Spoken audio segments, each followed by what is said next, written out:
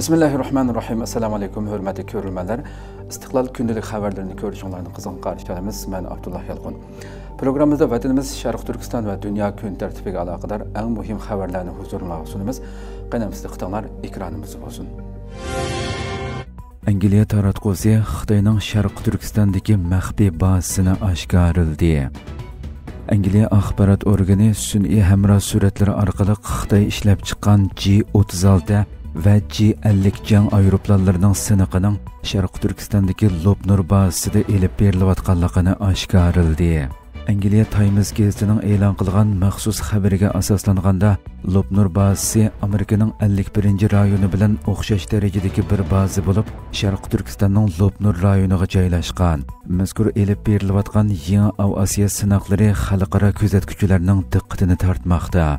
Sun'iy hamroh suratlarida Xitoy ishlab chiqqan G-36 va G-XDS yoki G-50 degan 6-avlod taktikalik jang aeroplanlarining sinoq uchishiga tayyor holatda uchish yo'lida turganligi bayqalgan. Delta qanot lohisiga ega quyruqsiz va radar ko'rinishi to'van G-36 Xitoyning yangi avlod havo kuchining asosiy unsurlaridan biri deb baholanmoqda. Amerika istixborot idorasining ma'lumotiga qaraganda, mazkur aeroplan odamsiz havo apparatlarini top taktikasi bilan boshqara oladigan sistema bilan ta'minlangan bo'lib, bu qurilma Amerikaning Loyal Wingman programmasiga o'xshash ekan. Xitoy havo armiyasining kontrolligidagi Lobnur bazasi Xitoyning eng maxfiy sinoq markazlarining biri o'rnida bo'lib, baza taxminan 4,8 kilometr uzunlikdagi uchish yo'li bilan dunyoning eng uzun uchish yo'llaridan biri deb tunilgan. Mazkur baza ilgari Xitoy yadro sinoqini elib borgan rayonning yaqin yeriga joylashgan. The Times gazetiga so'zlagan Xalqaro strategik tadqiqotlar institutidan aviatsiya mutaxassisi Douglas Barry aeroplanlarning uchiq maydonda ko'rinib qolishining tasodifiy emasligini ta'kidlagan. U Xitoy bu aeroplanlarning sun'iy hamrohlar tarafidan ko'rilishini xohlamagan bo'lsa, asalla aeroplan ambiriga olg'ili bo'ladi. Bu bir ishorat. Ular o'z qo'lidagini ko'rsatishdan tortinmaydi degan. Douglas Barry Xitoyning hozircha jamoatga oshkorlamagan boshqa turlarmi borligini ta'kidlab, to'van radar ko'rinishiga ega yangi bombardimonchi aeroplani ishlanayotdi. Bu texi oshkorlanmadi. 1980-yillarda Xitoy havo kuchlari koni Sovet aeroplanlari bilan liq to'lgan edi. Bugun Amerikaga teng sistemalarni ishlab chiqyapti, lekin eng chong kamchiligi jang tajribasi degan. Mutaxassislarning fikricha, Xitoy rejimi Lobnurni Amerikaning Nevada cho'lidagi 51 rayoni bazasiga o'xshash model bo'yicha ishlatmoqda ekan. Har ikki baza uchish cheklangan rayonga joylashgan va ruxsatsiz kirishning o'lim bilan oxirlashadiganligi bildirilgan ogohlantirish taxtalari bilan qo'rshalgan. Sentabr oyida Beijingdagi Tiananmen maydonida o'tkazilgan harbiy paradda ko'rsatilgan uchquchsiz aeroplan tipining Lobnurda sinoqdan o'tkazilgan uskunalardan biri ekanligi gumon qilinmoqda. Xitoy yangi aviamatkasini ishga kirishtirdi. Janubiy dengizdagi egilik huquq ixtiloflari, Tayvan masalasi qatorliq sezgur masalalar davomlashayotgan bir vaziyatda 7 noyabr Xitoy 3-aviamatkasi Fujianning xizmatga kirishtirilganligini e'lon qildi. Xitoy tashviqot vositalari buni armiyani zamonaviylashtirish muhim bir burilish nuqtasi deb tashviq qilmoqda. Bildirilishicha, mazkur aviamatkaga elektromagnitlik aeroplan uchirish sistemasi saplangan. Aviamatkaning ismidan qudratqo'liq chiqib turadigan bo'lib, Tayvanga qarab turadigan Fujian o'lkasining ismi bilan atalgan. Xinhua agentligi yana Xi Jinpingning aviamatkaning aeroplan uchirish sistemasini qo'llanishini shaxsan qaror qilganligini xabar qildi.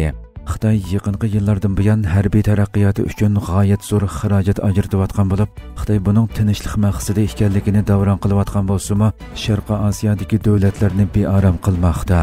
Xitoyning sobiq Sovet ittifoqidan qolgan va Ukrainadan setib olingan Konu Varyak paraxodidan o'zgartib yasalgan Liaoning aviamatkasi 2012-yili, Shandong aviamatkasi bo'lsa 2019-yili xizmatga kirishtirilgan edi.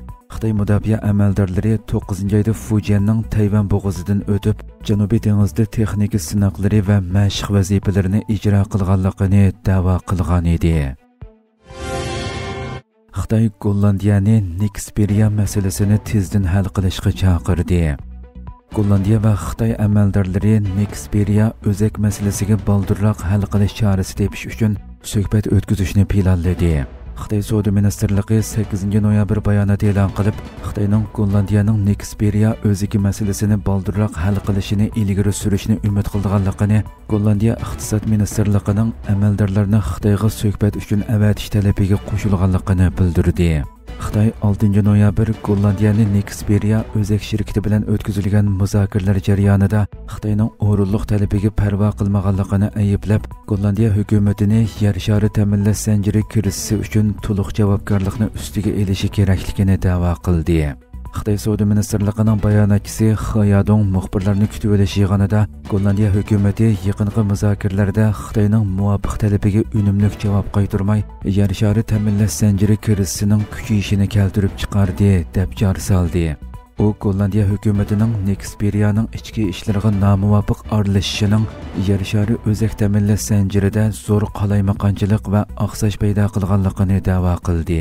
Xitoy Gollandiyaning 1952-yildagi qonun bo'yicha 30-sentabr Nexperia'ni vaqtliq kontrol qilgandan keyin shirkatning Xitoydagi zavodlari uchun ishlab chiqargan o'zaklarni eksport qilishni cheklagan.